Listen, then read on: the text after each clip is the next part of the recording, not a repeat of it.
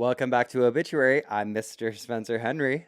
And I'm Mrs. Madison Reyes. Mrs. Eyes. Mrs. Eyes. This is Mr. Eyes. And we're here because every week we provide educational content for children. Yes, exactly. Primarily about death. Yes. Toddlers, listen up. Cremation versus Aquamation. We have fire and we have water. Imagine. Why not? Maybe that'll be our next book, is a children's book. Oh, yes. Instead of like Goodnight Moon, it's Goodnight Retort. Urn. Goodnight Urn. Oh my God, Goodnight Urn would be cute because it would be like, cute. It'd be like, say goodnight to Grandma. Yeah. She's on the mantle. Love it. Trademarked. Trademarked. You heard it here first. You heard it here. What's also trademarked? What? Oh, Twitchuary. Oh, Twitchuary. Oh, Twitchuary. Everyone loves it. We're a hit. We haven't actually done anything, but we secured the handle. So don't try it. So I see you We're not trying to steal it. Try to buy it off you. Yeah. We'll just come up with something else. Yeah, we'll do that. I told Cisco that I will be getting a gamer chair. And he... Are you going to get one? Yeah, why not? Cool. I think you should have one too. I'm going to get the headphones with the cat ears on them. I'm going to get all the cool different colored lights in the background. Oh, my keyboard's going to be lit up like all these different things. And it's going to be like, hey guys, okay, I'm locking in. Well, we need to still figure out if we can actually do it. Yeah, we still don't know how to do it, but we have the handle. And that's all that matters. That's all that we've got a handle on it. We've got a handle on it for once. Okay, this weekend we got to do a lot of things together. Friday night we had the champ's birthday party. So fun. So fun. So fun. Such a blast from the past. We had so many different people here. I know. And it was such a good time. And I have to shout out the food that we had. It was so good. La Vegana, which is in Santa Ana. So if you're in like LA, Orange County area, they do catering. And we got a ton of different kinds of tamales and a cauliflower ceviche that was really good. The tamales were so good. I think I ate like 5 of them here. I'm serious. Oh, everyone was like, I can't stop eating them. And I'm like, good, because we bought way too many. Yeah, couldn't stop eating them. And then the cauliflower ceviche, Cisco's the #1 hater. And he's like, what is that? I'm like, oh, it's cauliflower ceviche. He's like, that sounds terrible. And I'm like, what the fuck? I made him try it. He was like, fuck, it's good. Yeah. So shout out to them. This is not a sponsorship. This is just me purely shouting out some good food. They were really good. Really impressed. That was really fun. And then I did like some deep cleaning and stuff this weekend, which was always so fun to like go through everything. But I sparked a discussion recently on social media, on TikTok and Instagram. I posted it. I reposted the same thing. But I was talking about how like it's okay to get rid of cards. You've always told me that because I even struggle with that a little bit. I want to keep all the cards, but you are really good about it. Like, you obviously keep so much stuff from your mom, but like even some cards, you're like, I'm okay to get rid of this. I think it's like there's certain things. It's like I can have one from deceased relatives, and then you don't have to either. Some people are like, no, it's so important. I'm like, okay, fine, but I'm just saying you don't have to, like, because I always feel immense guilt. For a couple of years after my mom died, I would not get rid of anything she gave me. I'm like, no, she gave me this fucking, I don't know, pencil, Target gift card. Yeah. Like, oh my God, I don't even want to use it. Yeah. But then eventually, slowly, I don't want to become a grief hoarder. You don't want to become a grief hoarder, that's true. And you have all the memories. Yeah, but it was nice because I had these like 8 huge zip tote things, which you've actually seen. Because those like gray ones? Yes. Yeah. And they're great for moving stuff, but my problem is that like 3 moves now, I've just kept them. Don't ever look at them until I'm moving again. I know, I need to do that. And so I was like, I went through all of them and I just purged, and it felt so good. Good. Did you get rid of stuff? So you had 8 of them, and now down to what? Down to 2 tubs. Wow. Okay. I bought tubs because I have tubs for all of like our Christmas decorations. And like there's one for Halloween, there's one for 4th of July, there's 4 for Christmas.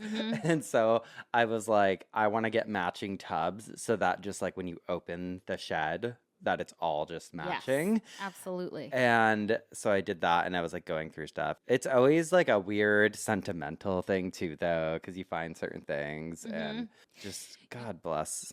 What's funny is I was thinking about it last week Uh-huh. because I was looking for this dress that I had that I wanted to wear.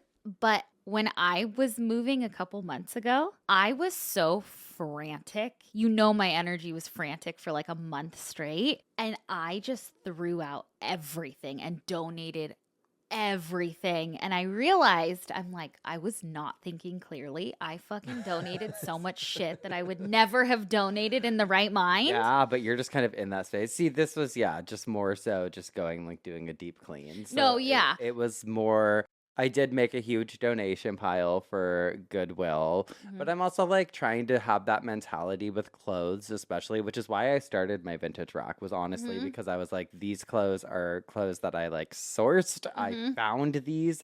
I do not want to just donate them. Right. So I put that's why I started that vintage rack. But it does go to show, I like thought about it for a couple seconds and then I was like, all right. Over it. Clothes that are in my closet, my new thing is like, if I haven't touched them in a year, there's no reason. I don't need it. Okay. That's healthy, I think. Yeah. Have you seen those? Like, there's a part of me that is jealous of it. There's another part of me that thinks it's maybe a mental illness a little bit. Like, we love minimalism, right?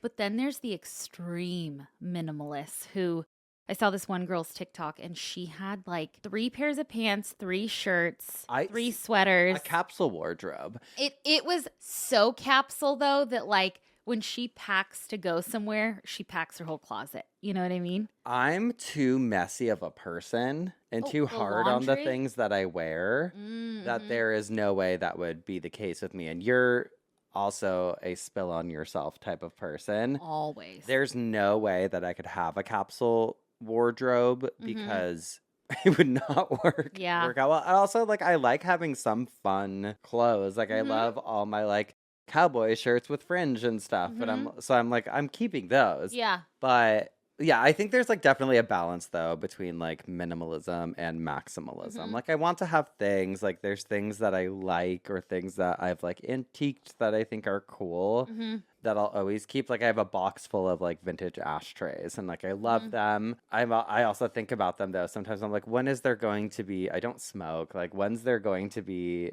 a reason, but I just like having them. So I think some things are fine, but I more so just love opening closets or opening drawers and I'm like, I know what's in here. Like I like being able to say I could open that drawer over there and I can tell you what's in there. Yeah. Don't open that one.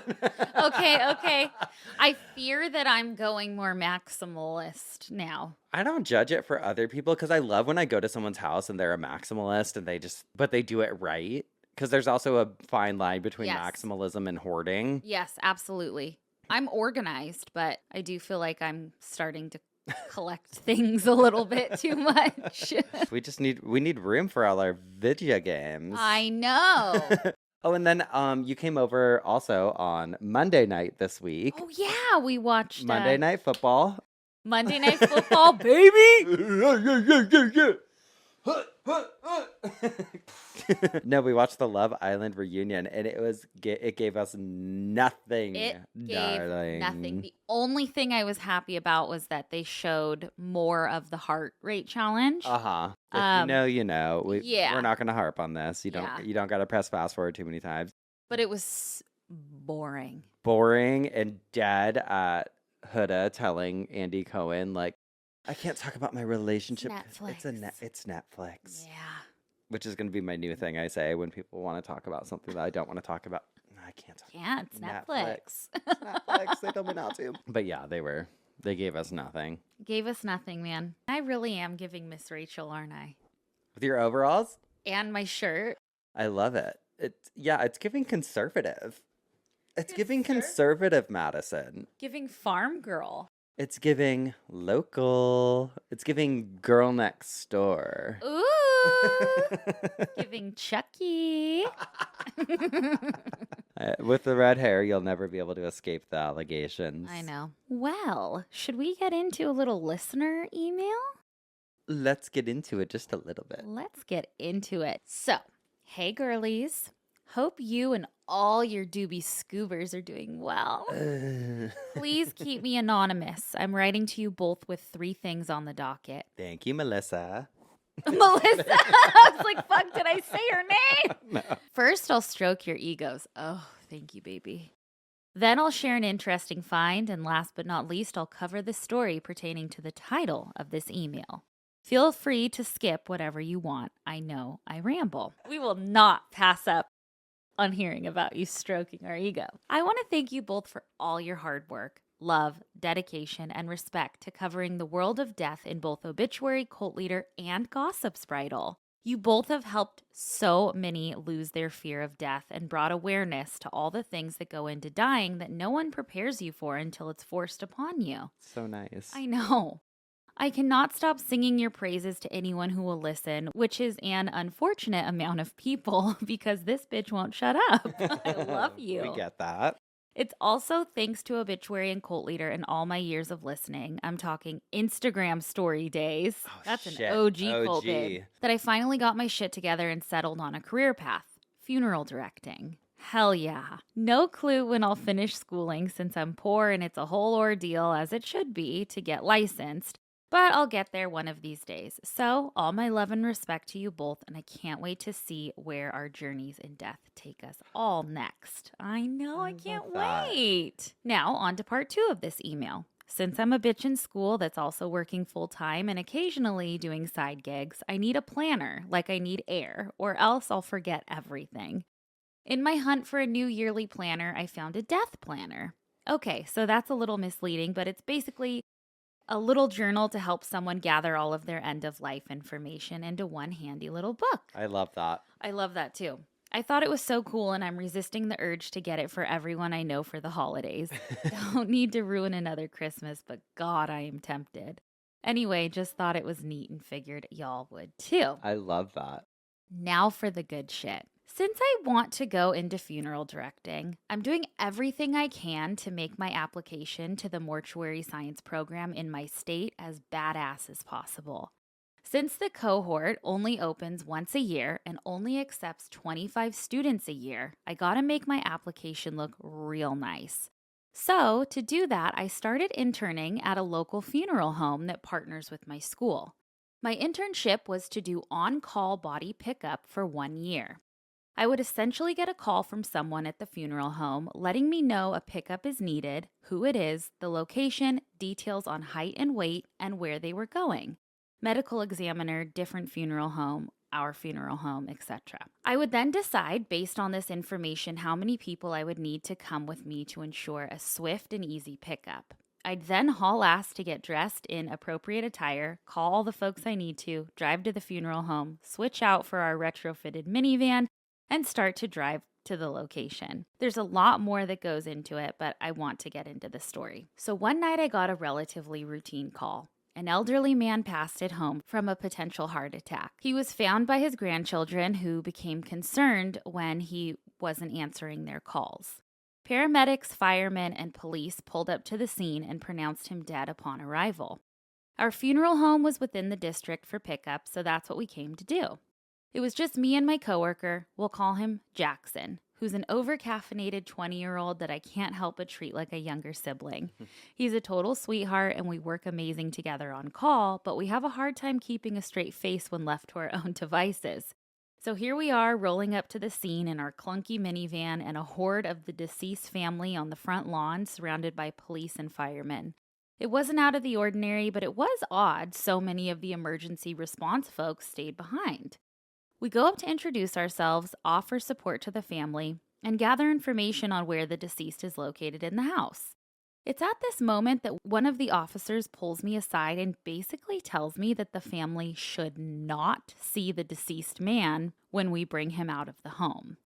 I'm immediately confused and concerned because that's not at all the type of job we were called on. I tried to explain to the officer that we use quilts and blankets to cover the deceased and add a less harsh image to the gurney and body. We place the blankets to make it appear that their loved one is resting in a cozy rolling bed and not in the red body bag on a slightly wobbly gurney they are actually on.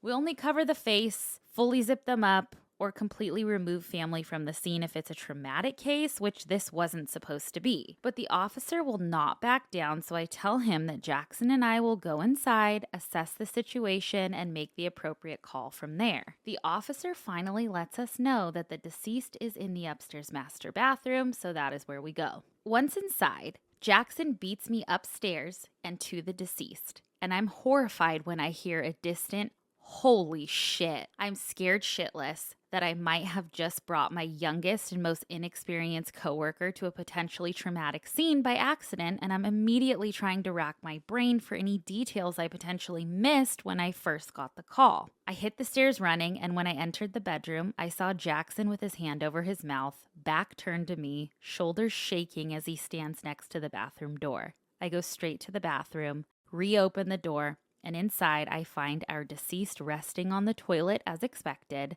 Nothing out of the ordinary, until I look down. In his lap is, you guessed it, a death erection. And since he was on the toilet, we got a full visual of Grandpa's little champ. I won't lie, I was shocked and horrified for a solid minute. Not because of the death erection or the elderly full frontal, but because I couldn't stop thinking, how the fuck do we get him out of here without the family seeing it? Jackson finally gets his shit together and joins me in the bathroom, hand still over his mouth and eyebrows touching his hairline as we both stare at each other trying to figure out what the hell we're gonna do. It's after a short moment of internal freaking the fuck out that my brain kicks back into gear and I come up with a plan. I help Jackson prop up our old man into a somewhat standing position while I run back down to grab our supplies and speak with the family. My hope was that gravity would help the pooled blood move on to more appropriate locations, just enough that we can use all our blankets and quilts to try and pad out whatever remained standing. Can you just tape it down? I know. I returned outside, let the officer know that we had it handled, explained the next steps for the family, and got all my supplies. I also noticed that the oldest man in the family that was at the scene, potentially the son or son-in-law of the deceased, was looking ill and refusing eye contact. I think he might have been the first on the scene and may have seen more than he had ever planned on. To wrap up the story, gravity seemed to help a bit, but we ended up using all our blankets to make sure absolutely no hint of Gramps' champ could be seen, and used the waistband of his shorts to help keep everything strapped down. Been there. Oh, God. The sheer number of blankets used were probably overkill, but I wouldn't dare risk the alternative. The family all got to say their goodbyes as we walked their loved one to the car. He looks so at peace. Oh, God. And we left without a hitch. As soon as Jackson and I were on the road to the funeral home, our awkward and nervous laughter finally came out. I had to use my inhaler 3 times to contain my wheezing. We relayed the story to our director, who congratulated us for our creativity and for making sure the family did not have to witness their loved one in that position. From what we gather from the family stories and the embalming, the gentleman seemed to have had a spinal injury coupled with potential blood clots and the pooling of blood that all married together into a little post-mortem priapism. I was able to attend his funeral with the invite from the family, and it was beautiful. He was a family man to the bone, had a wicked sense of humor, survived more than anyone should, and finally got to join his wife on the other side. Anywho, thanks for reading, and hope that all made sense. I can't wait to delve further into this industry, and I'll keep passing along any cool or fun stories I gather along the way. Thank you so much, Anonymous. It was so cool to hear that story. Like and a real life death erection story. I know, I got jealous. I'm like, I want to go do body pickups. We could intern somewhere. I know. It's going to be our transition one day. One day. Thank you so much for sharing. I know. Thank you. And thanks for stroking our egos. Yeah. I loved that. Thanks for stroking our egos, and thanks for stroking that man. No, they didn't do that, but they did put it in the waistband of the pants. Yeah. And that is smart. It is. It's what you do when you're alive. Yeah, that's what I do. That's why you have to wear overalls, actually, because you zipped it up the other day. It's hanging out the side over here. Damn, girl. Yeah, baby. Oh, God. Well, now let's move to the other side and talk about some assholes. Let's go through the gooch. Through the gooch, around the bend. This first one says, am I the asshole for being upset that my half-brother won't give me my dead dad's guitar? Okay. I'm the oldest of 5 kids, 38 female, and I'm raising 4 daughters with my husband in our home. And earlier this year, we remodeled a guest suite above our garage so that my brother, 25, could get on his feet after moving back in state and graduating college. My brother is a twin, and he and his sister have a different dad than my 2 other brothers. For context, my dad died unexpectedly 5 years ago. He was only 54, he had 3 children, myself being the oldest, and my 2 younger brothers. My stepmom handled his death poorly, which is understandable, but it resulted in no funeral, no obituary, and really no closure at all. She cut off contact with me after I requested a shirt of my dad's. I had to watch, as instead my brothers got quite a few of my dad's belongings, and knew that I got nothing. My brothers and I don't have contact, they have always been abusive towards me, and that only escalated after my dad's death. All I wanted was a shirt so I could smell him, but I would have taken anything, honestly. My dad was an engineer by trade and a musician as a hobby. He had a collection of guitars and loved music. Most of his guitars went to my brother, whom he was closest with, and whom also avidly played metal guitar. I believe that is what my dad would have wanted. Other items got distributed to the remaining brother, one being a guitar nobody was crazy about, except for me. It was a Gretsch model my dad had gotten because he loved the Beatles. And this was the same model played on the Beatles' White Album. My dad always played Beatles songs for me, and it was sort of our thing, and I would have liked the guitar, but it went to another brother. This is where it gets weird. Said brother didn't care for the guitar. This brother also has a history of being very cruel to me. So fast forward to this last Christmas where my half-brother now lives with me. He actually comes home with that guitar of my dad's, again, not his dad, saying he was gifted it.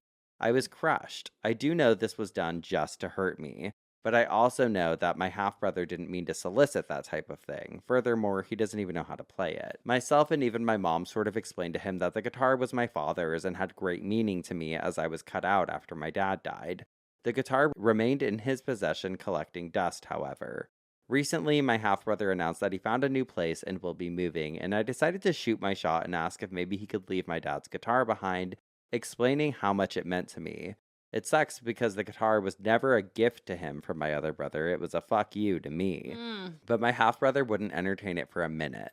I know I can't make him do it, it is his now, but I explained how much it meant to me and that's all I can do. When he bluntly retorted, no, never, I did express frustration and deep disappointment. So am I the asshole for being upset about being yet again shut out? No, I don't think you're an asshole. I think, that's what you want and you expressed it, but it's also not the other brother's fault too. And I could be so off base, but listening to the email or not the email, the Reddit, like how it's written, I'm like, are these people cruel to you or are you a victim? Oh, we don't know. That's the thing. In this situation, I would say not the asshole. I would say it is kind of like, I grew up in a blended family, as did you. Same. And I think it's like, it was always pressed the importance of like, these are your siblings. It doesn't matter Fully. if like whose mom is whose mom and whose dad's. There's whose no dad's. world where I refer to my sister as my half No, sister. Like, no, we talk about our siblings all the time on Yeah. this show. I've never been like, my step, whatever, which is fine. I mean, do you? But yeah, I don't know. Not the asshole for asking for it, because I do think if that person didn't even care about it and it was just sitting there and she let this sibling, here's where she's probably not an asshole, because she let that sibling live at her house Oh, yeah. because they needed to get back on their feet. That's true. So That's true. I feel like that could have also been like of course, like, thank you for being so good to me. Yeah.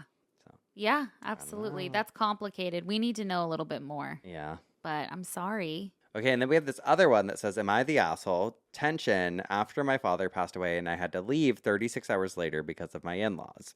It says, my in-laws stayed with my wife and me for 3 weeks to watch our toddler while my wife and I were in the hospital having our second. Near the end of their visit, my dad unexpectedly became very ill, so I had to fly home to be with him. My mother-in-law promised she, if not also my father-in-law, would stay for a few extra days, no cost to them as they were staying with us. She's retired and has no obligations for months.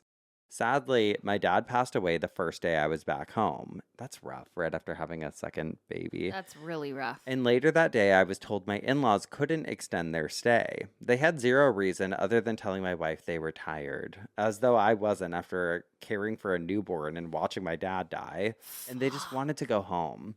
They haven't explained it to me or apologized for this.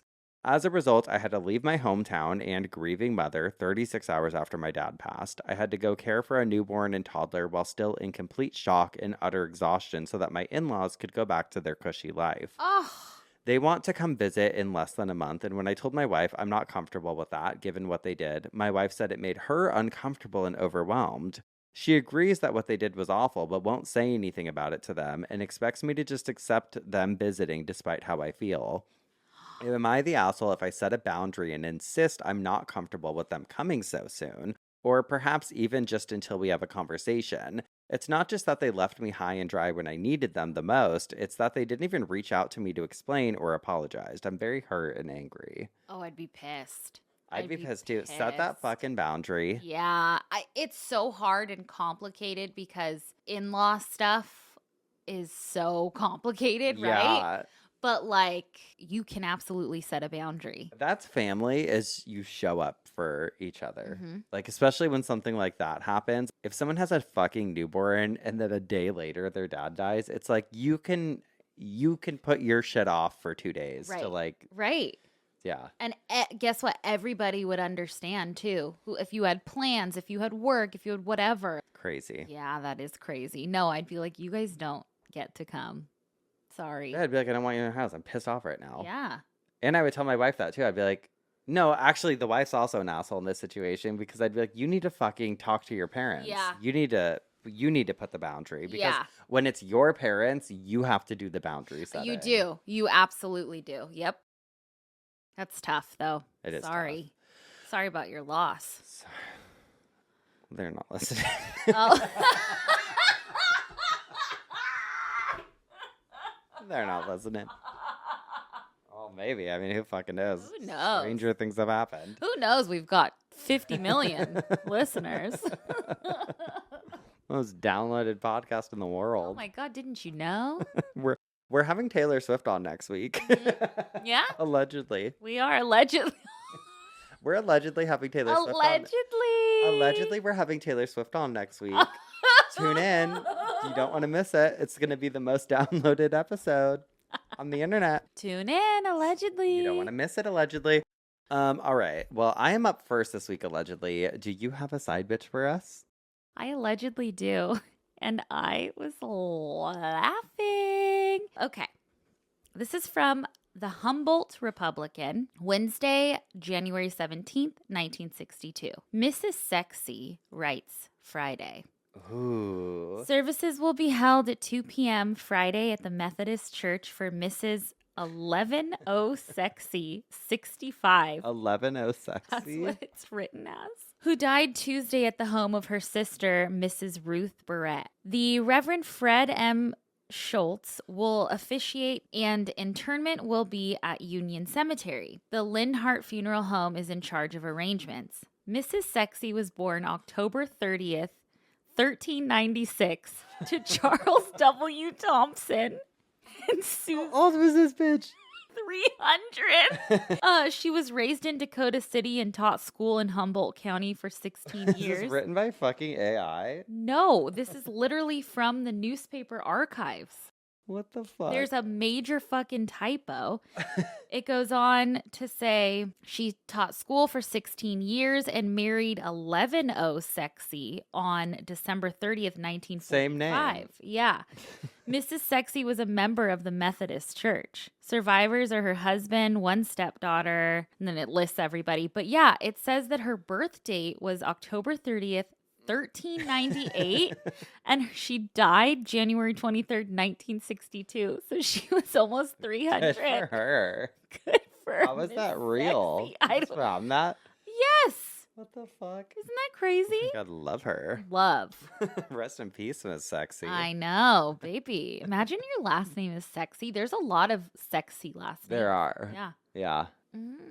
Yeah, sexy. All right, well, we're going to take a quick break. And when I come back, I'm going to tell you what had me spinning in my coffin this week. And I'm going to come back and I'm going to listen.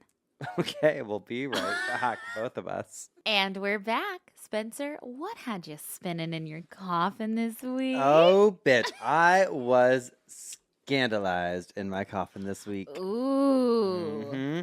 Girlie, I think we have one of, if not the most, what the actual fuck funeral home stories that we've ever heard. Not again. Biggest scandal I've ever heard. Oh, fuck. What's happening? Let me tell you. Well, this is not the biggest one I've ever heard, but shout out to the Geoffs because y'all were on this one. You flooded our inbox, our DMs, an absolute oasis of messages about this case. And it's hard to even figure out where to begin with this one. But essentially, there was this woman, and there is this woman. Her name is Amy Upton. Okay. And Amy is a funeral director. And she had this business named Florey's Army. Okay. From what I've gathered, Amy, who is 38 years old, she had this Facebook page with over 30,000 followers on it where they claimed, like, oh, we support bereaved parents by offering funeral services for babies, as well as providing clothing for the funerals, handprints for the kids, photographs, all kinds of things. Okay. And you said scandal, so I I'm know. saying all, but what the fuck? Okay. And well, Amy actually started Florey's Army herself about 8 years ago and named it after her daughter, who was a stillborn birth. Oh. The loss of an infant, as we know, it's something we've talked about plenty of times before. It's just tragic on so many levels. Mm-hmm. So a lot of grieving parents have enlisted the help of Florey's Army to give their precious loved ones, their babies, a peaceful send-off. Mm-hmm. But girl, that was not happening. Hmm. That was not happening. What seemed like this incredible funeral director, this incredible idea, like community built company started by a mother who she herself had experienced the loss of an infant. It seemed like a godsend to people, but in reality, it was a fucking horror show. Oh, fuck. Okay. Well, it's never a good sign when a funeral director gets banned from every hospital in an area. So this is the case with Amy Upton, and it's one of the most unsettling cases I've heard of. A story that I read about in an article on The Guardian and BBC centered around this one woman who I guess was a client of hers, you would say, named Zoe Ward. But I guess she was less of a client and more so a victim. This is from The Guardian. Quote, Zoe Ward contacted Amy Upton after her baby boy Blue died of brain damage at 3 weeks old in 2021. And she said she thought the service sounded brilliant. She told the BBC, as part of an investigation into Florey's Army, that she had expected Blue to be looked after in a professional setting, including in a refrigerated cot. Oh, okay. Yeah, immediately my mind went to our episode on cuddle cots. Yeah. And if you're not familiar, just a quick refresher, a cuddle cot or a cooling cot is a special cooling system that keeps the body of a deceased baby at a cool temperature, which provides grieving families with more time to bond and make arrangements for their baby without the effects of decomposition. Such an incredible thing. Yeah, I mean, it's amazing because people are able to either use them at the hospital or they can even take them home sometimes and get to have that experience of bringing their baby home. Remember we talked about even they got to like put their baby in a car seat? Yeah. Because of like the cooling mat and stuff. And like that may not be something you would think of, but like that could be everything to someone grieving. Totally. You know? Like that could be the one thing they were always like, I can't wait to bring our baby home from the hospital. In the car seat, yeah. So going back to Zoe's story in The Guardian, it says, quote, she told the BBC as part of an investigation into Florey's Army that she expected Blue to be looked after in a professional setting, including in a refrigerated cot. However, when she visited her baby Blue at Amy Upton's home, she said she was terrified to find her son's body in the living room watching cartoons in a baby bouncer.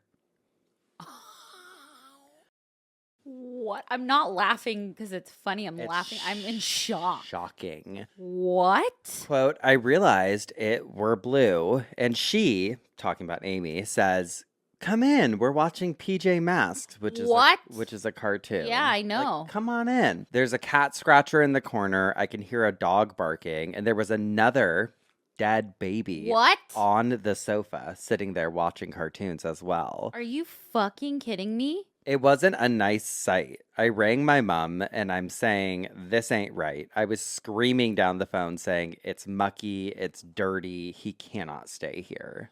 What the fuck kind of freak are you, Amy? She said she was left upset and angry by the weird experience. I didn't want him in that house, she said. Another couple were led to believe their baby was being kept at a funeral home in Headingley until she could be buried, but more than a week later, they were told their daughter was at Upton's home 5 miles away. The woman told the BBC she believed her child's body had not been kept at a correct temperature, saying it was really smelly and she'd been in there and not kept cool. The BBC reported seeing evidence that babies' bodies were not being kept in a refrigerated cot, though Upton did have one.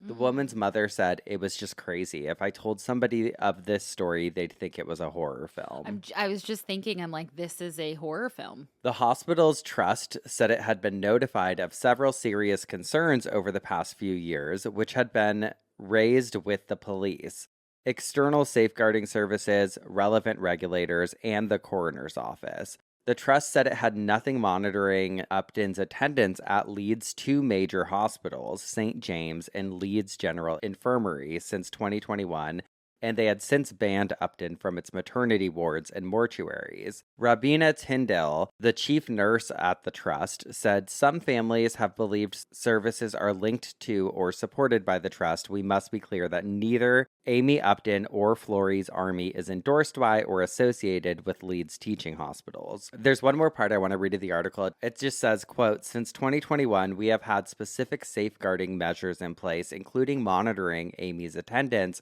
when visiting deceased patients at the mortuary in her funeral service role. Any visitors to the mortuary are always accompanied by mortuary staff.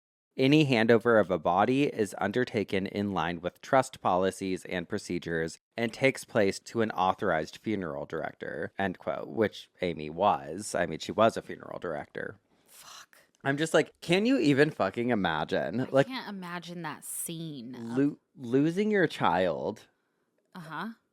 going to the house where their body is allegedly being kept refrigerated, and it's sitting in a fucking bouncer with another deceased infant. God, it's literally straight out of a horror movie. Like, I can't even, it's like the daycare from hell. Like, Literally. what the fuck? I know.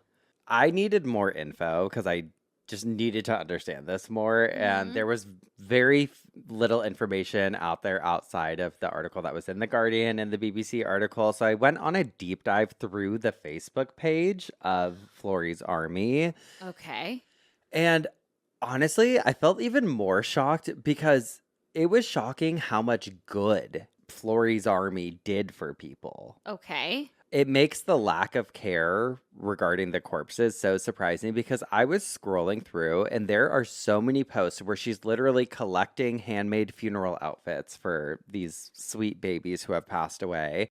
And she's like making teddy bears for dementia patients. She collects donations and people will make things for grieving parents of these children who have passed away.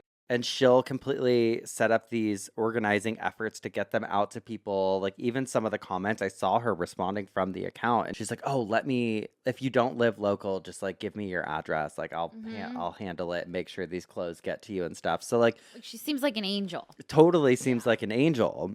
She offers resources on there, like a ton of different resources. She's posting all the things like this day is annual child loss day and this, that, the other. She even published a book of like children's funeral poems. And in addition to the physical goods that she was offering people, she offered a lot of words of like support, a lot of guidance through the grieving process. I was like reading what she wrote to people and she helped a ton of people. Like people would be like, oh, I wish I had these, or a system like this when my child passed away 27 years ago. And she's just like completely giving her condolences and just Like, seems seems so coherent sweet and coherent. yeah. Yeah. Wow. I wonder if this has been going on or she had like some kind of break. I mean, I cannot, like, that's kind of what I was thinking. Like, I cannot negate the fact that what she did was horrifying. Like, propping up deceased children on her sofa, mishandling their corpses. But I had to step back and try and understand why she did what Mhm. she did. Mhm. And this is my own opinion, but I feel like it probably goes back to her suffering this unimaginable loss, right? Having her child be born stillborn. And maybe keeping these babies around provided her with some sort of like comfort on a psychological level. Right? Or I'd be interested to understand too, like, was her baby immediately taken from her and she wasn't allowed any time with it? So Yeah. like maybe this is helping her cope with her Right. grief. It's not right, but like No, don't do that. Other people are coping with their grief, obviously, and they don't yeah. get to do that. Like, No, I mean, just because you can still comfort yourself in that sense, like, but keep them in a cuddle cot or something. Like, don't just. I don't know the decisions I would make if that happened to me and I was dealing with the loss of a child or an infant. Like, I don't know if I would look at this beautiful Facebook page and this woman who seems to help everybody, but like they're at her house. What the fuck? Yeah. You know what I mean? Like, I don't know. Grief is a wild thing. Well, it happened to multiple families. And I think the craziest part was like a lot of these families were led to believe this is like where it crosses the line in the first place for me, is a lot of them believed their children or their babies were in specific places or like at a specific funeral home or something, Okay, but I they see. were at her house. Got it. Yeah. Okay. Now, okay. Yeah. Like, babe, you can't bring your work home with you in that No. field. But I Like, wonder if there is some loophole or something because she's a funeral director, like, and a business, like maybe she was able to legally bring them home. How did she sneak them out of a funeral? Like, I don't get it. I think Or she just would never- take them, and she was like, because she was the funeral director, it's kind of like on her to to take them, transport them. but she But took she them took them home. home. Oh God. I mean, the hospitals, as mentioned in that article, that have worked with Amy in the past said that they're implementing measures and they have all these things to prevent something like this from happening. But I was shocked to learn that in England and in Wales, there are no regulations governing funeral homes, Of course. What the fuck? including how bodies should be handled and stored. There's Really? no rules. Really? Uh-huh. The only two like regulations, and I use that term loosely, I guess, are that bodies need to be legally disposed of eventually, and that their deaths need to be registered. Like you need to like get a death certificate or whatever. Uh-huh. But literally there's no rules. Like they don't tell you, oh, you have to store the body at this temperature or anything like that. So you, I guess, could store him at home? Well, she won't face legal trouble because of that aspect of it. What the fuck? Isn't that crazy though? Like there's no rules. Because I remember when we did that episode and we talked about like when do you have to bury someone, and like Yeah, it differs here- honestly state by state, Right. but most of it was like 24 to 48 hours. You have to like have them at it like after that point or whatever, you have to have them at a certain temperature. Yeah. But to have no bearings, and I'm just like, okay, what other funeral home scandals are happening in the UK or like in England or Wales? Because But they're not reported. They're scandals to us, but maybe not legally scandals there. they're not probably doing anything necessarily wrong. But I'm like, okay, if Shit. that's the perspective, are there funeral homes just sitting with fucking bodies stacked in the back? Because it doesn't. I don't know. That's wild. Yeah. Any Geoffs in those areas, let us know. Please let us know. But yeah, I am interested to see what legal action happens there. Or what else they If any. find, maybe in the house, or I did see that people, because you can review pages on Facebook, so the reviews people got Plummeted. into, and they're like, look at this article. Like, maybe we don't need to trust her. And it just sucks Yeah. because it's someone that genuinely was helping a lot of people. well, it's a great service, right? Like Yeah. having someone who's a caring funeral director who has been experienced through. that themselves. I'm sure, Mhm. like, if I had lost a child, like, I would love to know that the funeral director handling my child's remains had also, I mean, no, I don't want anyone to lose their child, but I'd love to I know get that what it you're was saying. relatable for Right. them, so that, because I would be like, oh, well, they'll probably take even more caution because they've been through this Yeah, they before. get the pain. But nope. Oh, God. Well, keep us updated if there are any updates. Yeah. That's wild. Keep you posted. But for now, we're going to take another quick break. And when we come back, Madison's going to tell us what had her spinning in her coffin this week. Alrighty. We'll be right back. And we're back. What had you spinning in your coffin this week? Well, Spence, we always talk about our fucked up sense of humor and our Mhm. friendship. Yes. And that we think it's actually really special and we can roast each other nonstop, but we both know it's always coming from a loving place most of the time. Yes. You actually played a roast at a funeral for your side bitch last week. Mm-hmm. And that's what actually led me to this week's topic. Okay. I've had this written down actually on my little list of episode ideas for a while now. I know you have a little list too. But after hearing that roast, I thought, okay, maybe this is the week I do this topic. Because the truth is, humor has always been a way people handle tragedy, and I don't think it means you're being disrespectful. We have this talk a lot, but yeah. it means you found a way to keep some kind of light in the dark. And now, obviously, there are fucking terrible things in the world that we don't find funny at all and can't find humor in, but those are few and far between. Few and far between. I think both of us, having been through really heavy things in our lives, know that sometimes the only way to process it is through laughing. Again, not because it's funny, but it's just how you survive it. So that brings me to today's topic, which is gallows humor. I'm sure most of you have heard of like dark comedy or dark humor or black comedy. And gallows humor sits right next to those. It's an idea that comes literally straight from the gallows, like where people were hanged and executed. So basically, imagine getting ready to be hanged and you're cracking jokes. That's gallows humor. Okay. Okay.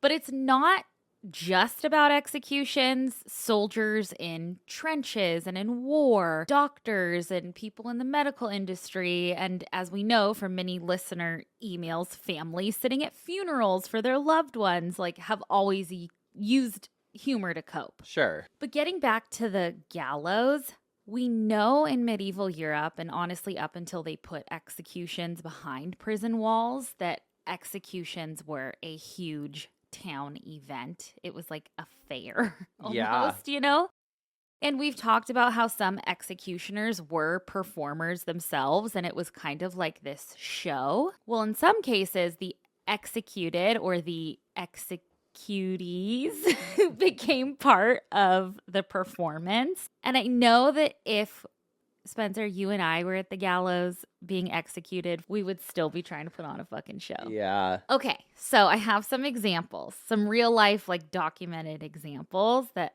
made me crack up. There's actually a story of a saint. His name was Saint Lawrence that I had no idea about. So Saint Lawrence lived around the 200s, a little earlier than medieval times, but he was a deacon in Rome in the 3rd century. Okay. So in 258 AD, I guess the Christians were being persecuted by the emperor of that time, and they demanded that St. Lawrence hand over the church's wealth, like he ran the church, and they wanted the money. But he gave away all the money to the poor and the sick, and I also guess he was like pretty fucking sassy, like he had a mouth on him. Okay. He was very much for the people and for the sick and poor, and basically said to the emperor that, like, no, I will not fucking do that. The sick and the poor are the treasures of the church. Like, they are the church's wealth, so I will not do that. And anyway, the emperor did not fucking like that, so they sentenced him to death. And his form of execution was to be roasted alive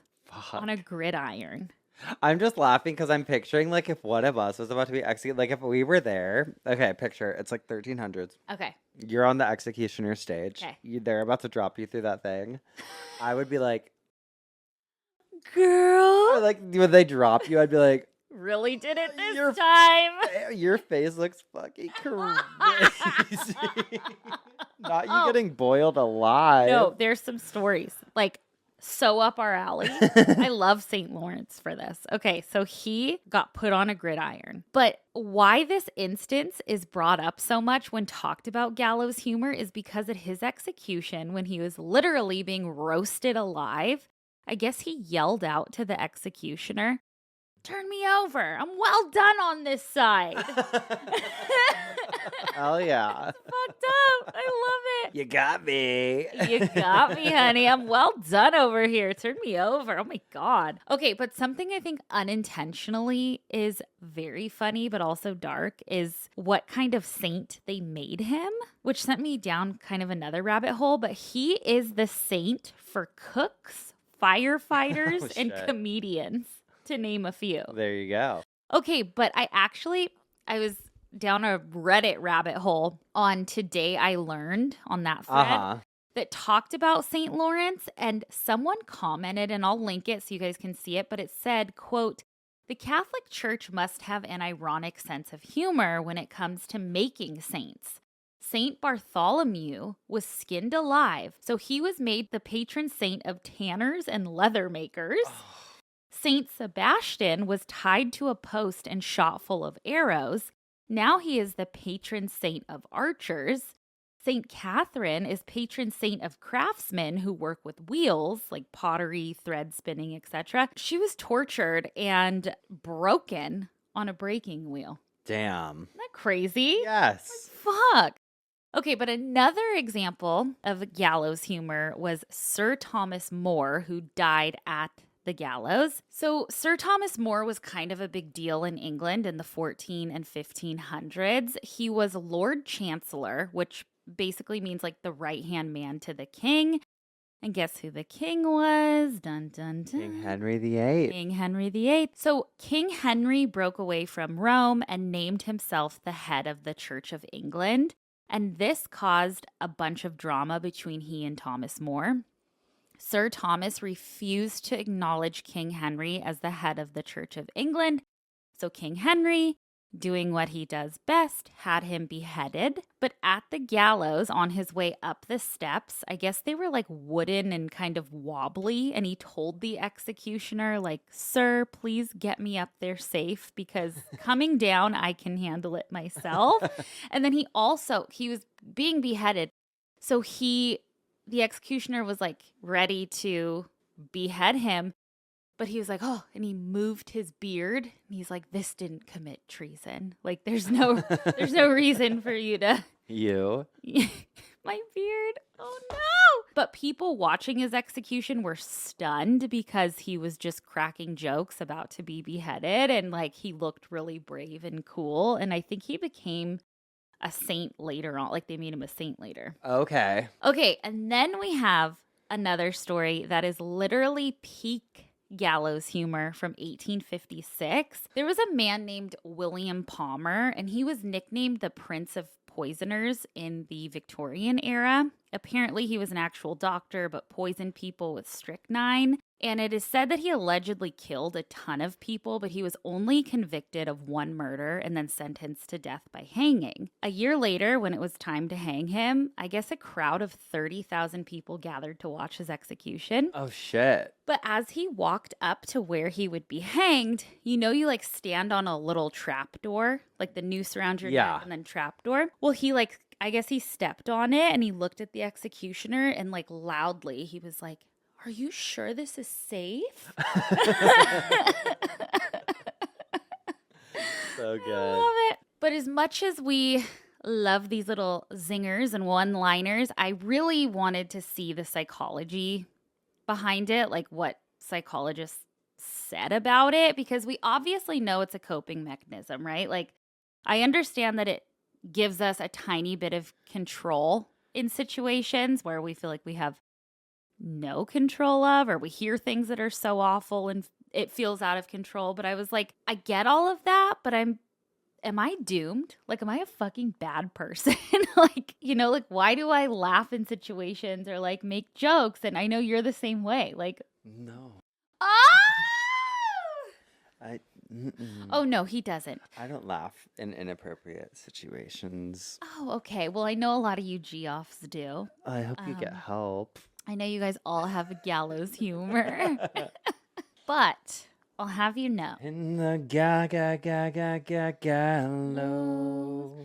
Far from the gallows now. I'll have you know that I read an article on psychologytoday.com, and it was titled, quote, "In praise of gallows humor, sick jokes can be healthy." And that article basically said gallows humor is a coping tool, but it could also be a sign of intelligence and emotional stability. Okay, I do it. Oh, okay.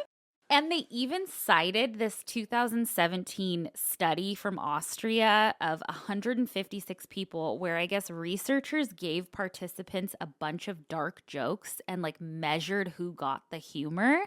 So the ones who understood them and like laughed instead of being offended by them or weirded out actually scored higher on IQ tests. And they were also better educated, less aggressive, and reported being in better moods overall. Oh. I love it. And take that, naysayers. Naysayers, let's rewind about 2 minutes ago.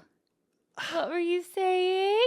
So, if you can appreciate some gallows humor, it doesn't make you a monster. It just means that your brain can handle a little bit of stress and find another way to look at it. I love that. Sigmund Freud even wrote about humor in the 1920s. He had a lot of wacky things to say. Okay, well, he said that when someone makes a joke in the face of tragedy, it's like the psyche is saying, like, you're not going to fuck with me today. So I like that. I mean, I've seen enough horror movies to know, you know, I feel like there's so many horror movies where they'll be like, go on, do it. Or like in Scream, it makes me think of Rose McGowan. I think it's the second one. And she's in the garage, remember? No. I don't think I've seen Scream 2. I know. You suck. Boo! Okay, also a World War I correspondent named... It's actually woo, you say?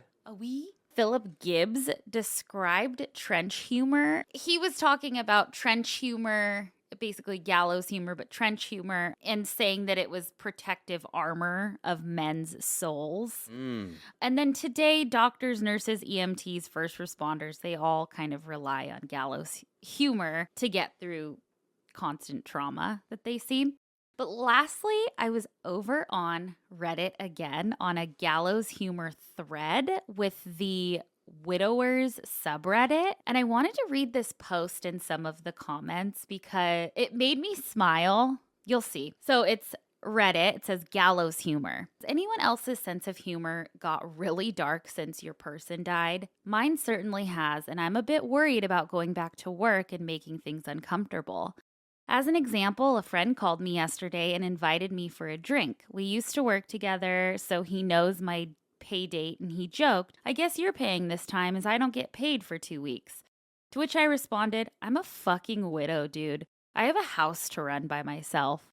Please be aware that my sense of humor has always been a bit on the nose, and whilst the above was certainly joking on both sides, he went really quiet. I know I made him uncomfortable. So that was the original post, but the comments are great. A couple of them I want to read. One says, "My sense of humor has always been dark, but it's definitely a coping mechanism. The emergency room where my wife was pronounced dead had an address wrong, and I had to call to change it. The customer service rep wanted to know if the patient was with me, and my answer was, yes, I keep her in a pretty box on the mantle."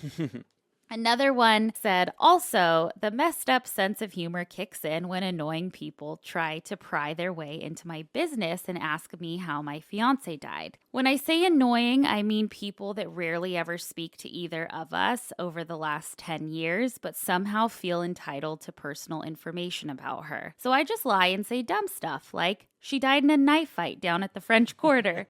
Or wrestled a gator in the bayou and the gator won. Or was driving through the tunnel and got struck by lightning." You'd be shocked how many people fall for that one. Pun intended. Oh, shit. The last one said, "This thread makes me feel so much better and normal. The kids, already in their 20s, and I celebrated Thanksgiving together. the first without Mom. My daughter had the idea to take a group picture of us three somewhere outside. We debated about the place, and somehow I suggested, how about we drive to the spot where we spread Mom's ashes? Then we can have a proper family picture. The kids were bursting into laughter. It was what we all needed to get the elephant out of the room and relax. I loved reading through everyone's responses because obviously none of it is meant to be disrespectful, but it's like surviving the unbearable. Yeah. You know? Fully. So I want to end with a quote from an article from bigthink.com. And the article is all about gallows humor, and I loved it. It says, quote, "Only the privileged get offended. When you've seen the worst of what life has to offer, when you've lived in the gutter, come through a nadir, and reached the absolute bottom of the barrel, the world takes on a different hue. Things that were once so very serious now look like little more than baubles. You might just find the gravest scenarios insanely funny. This is the curious phenomenon known as gallows humor. The wry, sardonic, and often ironic form of comedy that finds fun in the darkest corners of human experience." And there you have it. We love gallows humor. I know. And you know what? It is true. I do think that, like, that quote in particular is so true. Like, only the privileged get I offended. know. It's like the people that haven't fucking... Because truly, I can think of so many people in my life, in both of our lives, who, like, have had just a very different experience than us and would find certain things so much more offensive than we would. Yeah. But that also goes back to even what we were talking about last week, like with the roasting, how we do say roasting is our love language and why we love it so much. And it is that dark sense of humor, and we both have it and we both love it. But you also have to do it right. Because with the right people, too. With the right people, know your audience, but also know what you're fucking doing. Because there's roasting and then there's just being mean and saying shitty things. Yeah, and true. We've had this conversation before because we've had even other friends that have like tried it with us before, and we're they like, cross a line. Like, like, are you fucking that kidding was me? actually fucking rude. Yeah. Yeah. Like, you just actually clocked me, which is not what I needed. Yeah. Yeah. It's an art form. Totally. And as is an obituary. True. And mine this week, I just loved it. It's for this cutie Marilyn Hartman. This is her. Marilyn K. Hartman, known for her strong opinions and outspoken ways, died June 18th, 2020, after a 2-year-long relationship with cancer. Oh. An affair which lasted longer than any she'd had with any man. She leaves behind a number of loyal friends and acquaintances, along with family members too distant or uninvolved to mention. Ooh, hell yeah. Marilyn graduated from nursing school and enjoyed her profession right up until managed care came along and ruined healthcare.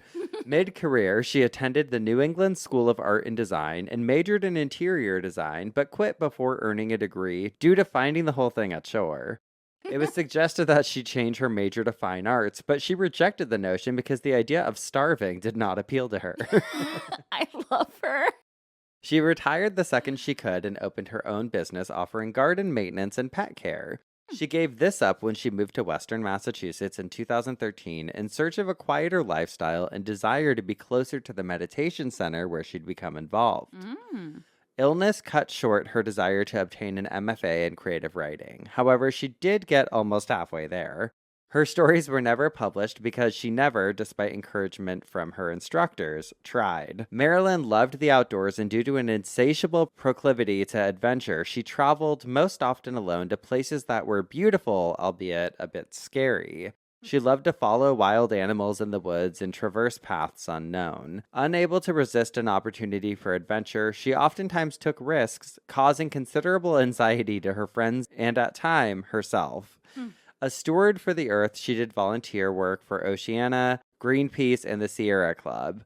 All who knew her would agree. She practiced what she preached. Her sole request to those left behind is to listen to Living on Earth, National Public Radio, every week and live accordingly. If you'd like to donate money, give to the farm sanctuary or a local animal shelter. She elected for cremation, though it isn't green. She preferred to be tossed directly into the ground, but was unable to find anyone who didn't cringe at the thought of doing so.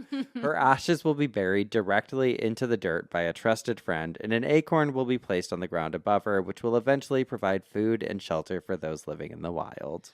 Oh, I love her. Love her. You know, it's very rare that you hear obituaries where a lot of it is her giving up on things. Uh-huh.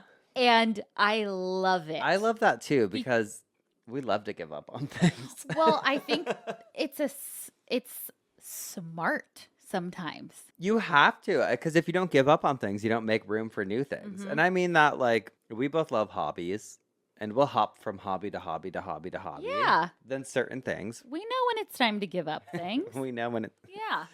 cuts to someone listening, like, well, you should have given up on. Oh, shit. Who do you got? We're not going anywhere, girls. Actually, I have an obituary for someone who should have given up something, to be Okay. honest. This is from Battle Creek Inquirer from Friday, November 3rd, 1911. And the headline caught me. It says, "Gave life for cabbages." Cabbages. Yep. Pontiac pioneer overtaxes self, dies of heart failure. It says Pontiac, Michigan, November 2nd. We did a show in Pontiac, Michigan. Yes, we did. We need to go back. Jas Harshaw, one of the oldest old-time printers of Michigan, died suddenly at his residence, 76 Paddock Street, Tuesday evening. Harshaw had a patch of cabbages and feared that boys of the neighborhood would seize upon them as fitting utensils with which to celebrate Halloween. He labored vigorously to get the cabbages into the cellar, and while at work, was stricken with heart failure. He fell to the ground and was carried into the house, where he died in a chair before medical attendants could reach him. He was 77 years old. So he was like, oh, I know those little kids are gonna steal my cabbages for Halloween. Yeah. Greedy, and he died. Damn. You should have It's not worth it. Give up. Give that up. Give up the gander goose. Mhm. What is it? Give up the Give up the goose. No, what's good for the goose is Goose good is for the gander. gander. There you have it. Thank you. Trademarked. Trademarked. Well, we have spun in our coffins. We have bitched our It obituaries. means it's time for some dumb As criminals. criminals. I have a Florida woman today, Okay. and this is her here. Kind of a Okay. glamour girl. She's got her fair share of filler and lashes. Mm-hmm. Let me just read you the article. Okay. This is from yahoo.com. Yahoo! And it says, quote, a Florida woman has been accused of installing fake veneers without a dental license. Oh, fuck. I could probably name a few people who probably had it done. Me by her. too, girl. Damn. Fox News reports that Emily Martinez was arrested after her dental work allegedly left multiple victims with infections and damaged teeth. Police say the 35-year-old used super glue to affix veneers to victims' mouths. Good for her. She administered the service at the Tap Inn Beauty Bar in Florida, where she marketed herself as a veneer technician. She offered to install veneers for $3,000 a set, where real veneers can cost over $1,000 a tooth. Mm-hmm. Because she was unlicensed and received no formal schooling, multiple victims had to get emergency dental work to undo the damage. You know what? You fucking get what you pay for. If you're going to someone's house There was to get a while on TikTok where people were like having businesses like Teeth by Tanya and things like that. whitening Yeah. and all that, it's like, come on. Don't fucking do get dental that. work from a non-credentialed dental Yeah. technician. And veneers, I'm sorry, do not fuck with veneers in No. the first place. Even if you go to someone who World is renowned. accredited and credentialed, everything, like, People get veneer breath. They also get crazy looking teeth Yeah. sometimes. And I'm sorry. I have so many friends with veneers, mhm. but I love a natural tooth. I love when you watch like 90s movies and Mhm. stuff. Everyone has real fucking teeth. Mhm. And obviously, sometimes people need them for reasons beyond control. And sometimes they do look very natural. Mhm. But these big white Hollywood smiles are fucking Yeah. crazy. Yeah. And They like change the structure of your face. it seems yeah, like. it's wild. Well, and like I saw. Unless you're Walton Goggins, because his teeth are insane. He's got but the vibe, though. They work so well. They work But you know what? Someone posted the other day and it was true. And it's like when you watch like a period piece nowadays, you see all these girls with like fillers and like fake teeth. And it's hard to pay attention. I noticed that like when I watch a That's movie, true. like when I watch a movie and someone's supposed to be from like a rundown part of town or something and they have these fucking veneers, I'm like, I don't believe you. Uh-huh. Absolutely. I'm not in the story with you. Totally. Bring Totally. back real teeth. Yeah. That's what I say. Yeah. Yeah. Well, some look really fucking good though, and I'm like, God damn. Sometimes I want them. I know. No, I know. But I'm also like, well, I mean, we both Well- both have fake parts of our teeth, Yeah, one of my front teeth is fake, or half of it's fake. but that's That's it different. was an accident. But I also think about, I'm like, what if the world goes to hell and there's some catastrophe and we can't go to the dentist anymore? And Well, that's the thing. You have to like update your veneers, or like know. also, I know so many fucking people that have been like on vacation and a veneer pops off, Mhm. and then they're they have left a little with this like, tooth. Yeah. Oh, God, help us.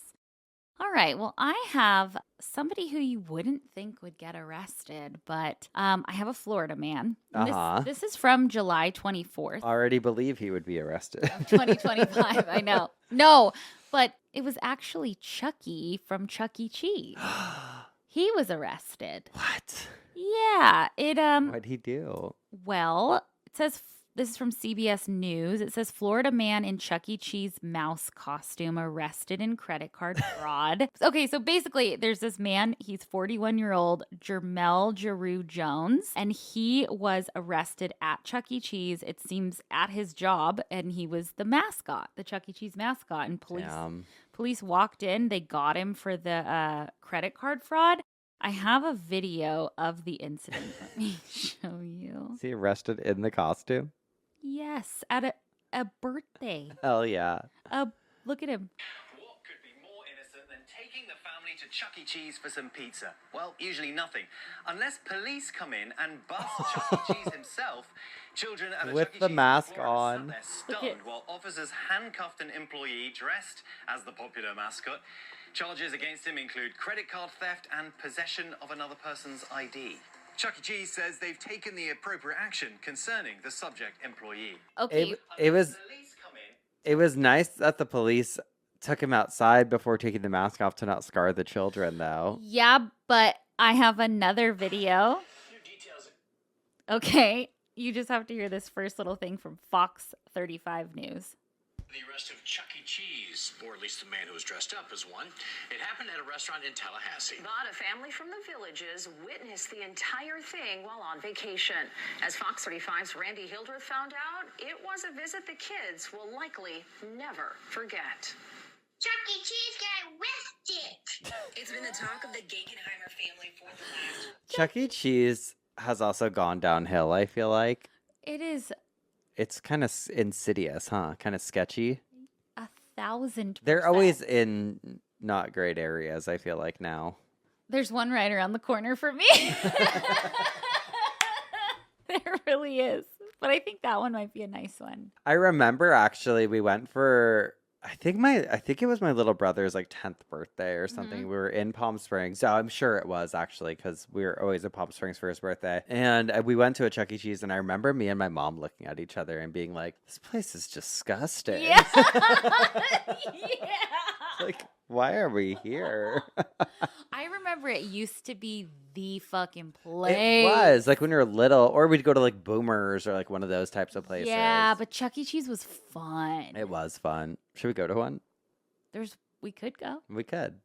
Maybe we'll go to Chuck E. Maybe Cheese. we'll go to Chuck E. Cheese. Maybe we'll vlog that on Patreon. Yeah. But for now, we got to get the hell out of here. Oh yeah, baby. So we'll see you next week, kids. thanks for watching, kids. I'm gonna go with my Miss Rachel outfit too. We'll see you next week with some more coffin spinners Obituaries and dumb ass criminals. criminals. Goodbye. Goodbye.